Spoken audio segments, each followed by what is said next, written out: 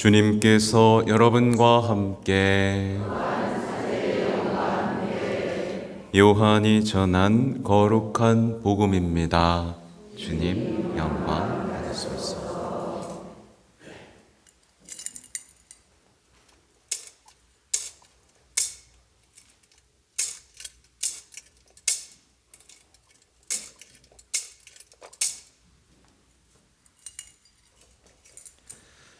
주간 첫날 이른 아침, 아직도 어두울 때에 마리아 막달레나가 무덤에 가서 보니 무덤을 막았던 돌이 치워져 있었다.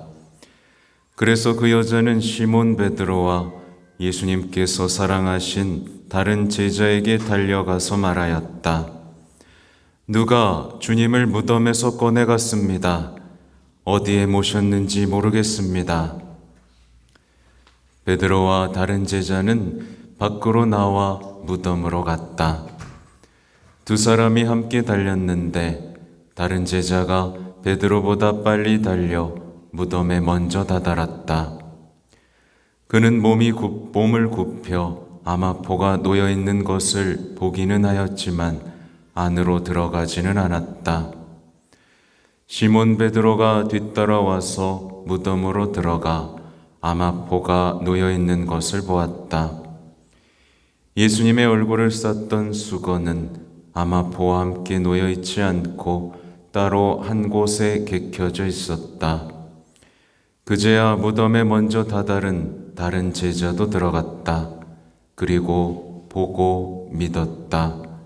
사실 그들은 예수님께서 죽은 이들 가운데에서 다시 살아나셔야 한다는 성경 말씀을 아직 깨닫지 못하고 있었던 것이다. 주님의 말씀입니다.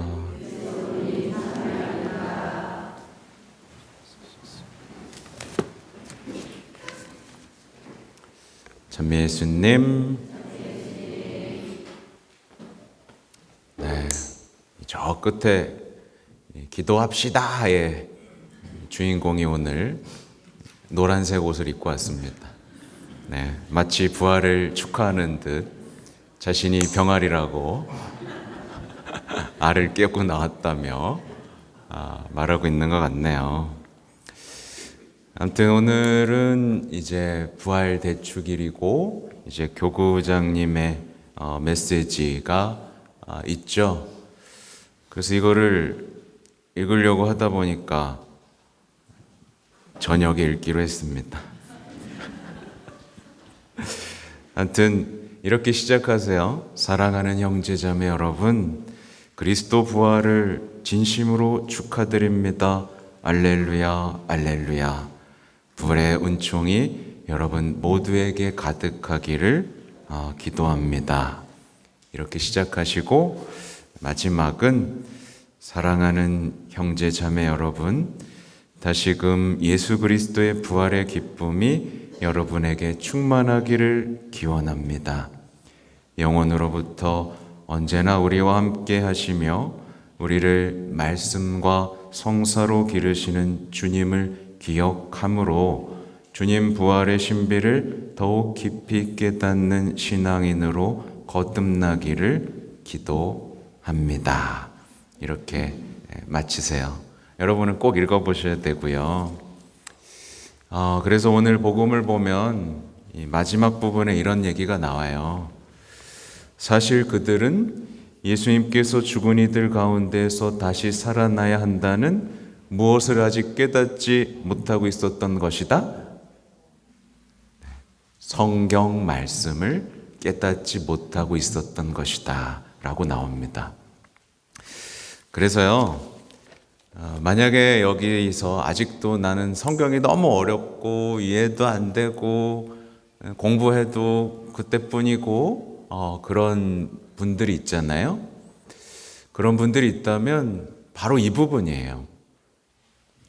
파스카, 성경, 그러니까 부활이라는 이 사건이 이해가 되지가 않으면, 네, 오늘 유난히 전화벨이 많이 울리네. 자, 전화기를 다 꺼주시기 바랍니다. 네, 제가 이해는 합니다만 오늘 너무 많이 울린다. 그죠? 자, 어디까지 했죠? 파스카. 부활이라는 사건이 나에게 아직도 와닿지 않으면 굉장히 심각한 거예요. 아까 제가 말씀드렸듯이 부활을 체험한 사람은 낯빛이 바뀐다고, 그 두려움이 없다고, 눈빛이 바뀝니다. 진짜예요. 왜냐하면 얼굴이잖아요. 예, 그 사람의 영혼이 드러나는 장소입니다. 그래서 부활을 믿는 사람은 얼굴에서 빛이 나고 눈도 맑아지고 때로는 눈동자 색도 바뀌어요. 네, 달라요. 그래서 제가 아까 서로 얼굴을 보라 그런 겁니다. 얼굴에 어둠이 가득한 사람이 있죠. 두려움, 불안. 이건 부활을 모르는 사람입니다. 제가 이 얘기를 하는 이유가 또 뭐냐면 여러분 창세기부터 요한묵시록에 이르기까지 이 성경을 보는 렌즈 하나가 있습니다.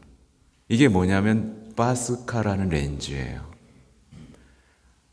부활이라는 사건을 통해서 창세기부터 요한묵시록까지를 보면 이 모든 것이 파스카라는 예수님의 죽음과 부활이라는 바로 그 약속을 향해 있다라는 것을 이해하게 됩니다.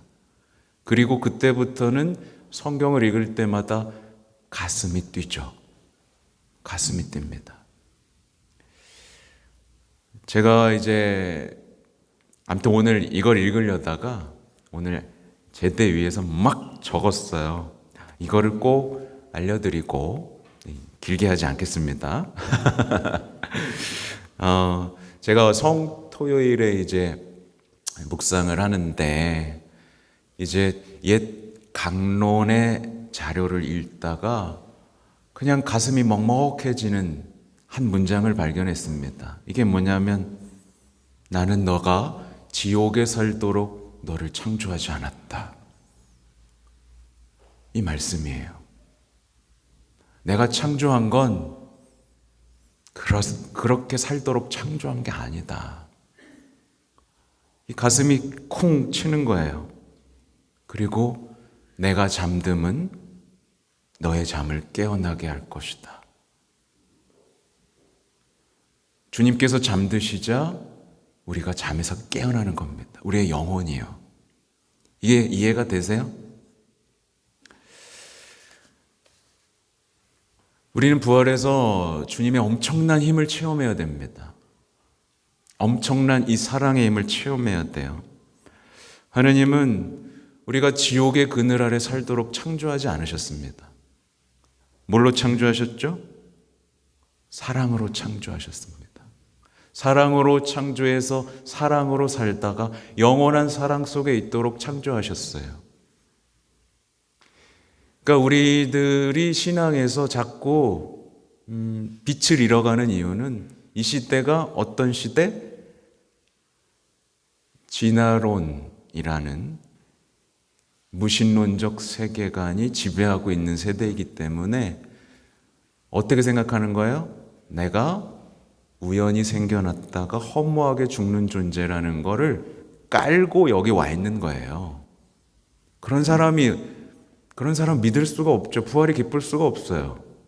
그렇지 않습니까? 예수님은 우리를 만드시고 우리가 무덤 속에 사는 걸 견딜 수가 없었습니다. 우리가 마치 사랑받지 못한 사람처럼 살다가 허무하게 죄 속에서 영원한 죽음 속에 떨어지는 걸 견딜 수가 없으셨어요. 그래서 창조된 모습을 찾아주시기 위해 이 모든 사랑의 드라마가 이루어지는 겁니다. 그래서 여러분 정말 중요한 건 여러분이 예수님, 하느님의 사랑으로 창조됐다는 것, 그리고 죄로 더럽혀졌다는 것. 근데 우리 힘으로는 그걸 벗어날 수가 없기에 주님께서 약속하신 대로 인간이 되셨고 사랑하셨고 구원하셨고 파스카 모든 것에서 해방되게 해주셨다는 거예요. 부활을 믿는 사람은 이제 인간의 얼굴을 되찾습니다. 여러분, 요즘 세상에 인간 같지 않은 얼굴을 가진 자들이 너무 많죠? 어떻게 그렇게 살아요? 그죠? 우리가 그렇게 존엄하다는 거를 이 파스카를 통해 알려주고 계시잖아요. 그래서 주님께서는 매를 맞으셨습니다. 등에 살이 남아있지 않을 정도로. 그리고 손은 못 박히셨어요. 여기서 묵상할 수 있는 게 예수님께서는 우리가 삶에서 지고 있는 짐을 덜어주시기 위한 겁니다. 여러분의 짐을 덜어주시기에 등을 내놓으셨고 여러분이 또다시 선악과의 손을 뻗을까 봐 여러분을 대신해서 십자가에 손을 못 박히셨습니다. 모두 우리를 위한 사랑이에요. 그래서 제가 요즘 묵주기도 강의를 계속하고 있는데 묵주기도에서 여러분 예수님의 생애를 묵상하잖아요. 이게 다 여러분을 위한 사랑의 발걸음입니다. 그래서 묵주기도는 위대한 기도예요. 근데 여러분 묵주기도를 잘 할 줄 모르고 있습니다. 그래서 묵주기도 학교를 계속 운영을 하는 겁니다. 묵주기도만 잘 바쳐도 각신비를 묵상할 수 있기만 해도 여러분은 모든 악에서 해방됩니다. 그리고 말씀을 제대로 읽을 수 있게 됩니다. 묵주기도를 얕보지 마시고 묵주기도를 허투루 하지 마시고 되도록 묵주기도의 각신비들을 깊이 묵상하고 성모성에 담긴 그 의미들, 성모성에는 시편 전체를 구원의 약속 전체를 담고 있는 놀라운 노래입니다. 그러니 그거를 반복하면 반복할수록 우리가 어떻게 되겠어요? 아무튼 잘 기억하세요. 예수님은 하느님은 우리가 정말 죽은 듯 우울과 슬픔, 비관주의에 사는, 죄 속에서 사는 모습을 견딜 수가 없으셨기에 세상에 오셨고 부활이라는 선물을 주셨습니다. 어려울 수는 있어요. 이 부활이라는 건너감이 어제도 설명드렸듯이 인간적인 것으로는 이해하기 어려우니까요. 그래서 수많은 시간이 거쳐야 될지도 모릅니다. 아무튼 여러분, 우리는 우연히 태어났다 허무하게 사라지는 존재가 아니라 사랑받게 태어났고 예수님을 닮은 사랑을 할 수 있는 존재라는 그 존엄함으로 살아가도록 태어났고 거기에 따른 모든 은총을 우리는 이미 거저 받았고 우리가 겪는 모든 고통과 슬픔, 눈물은 주님의 순환과 결합될 때 주님의 영광과도 결합된다는 이 놀라운 사랑의 위력, 부활의 광채, 이런 것들이 여러분을 가득 감쌀 수 있기를 바라겠습니다. 아멘.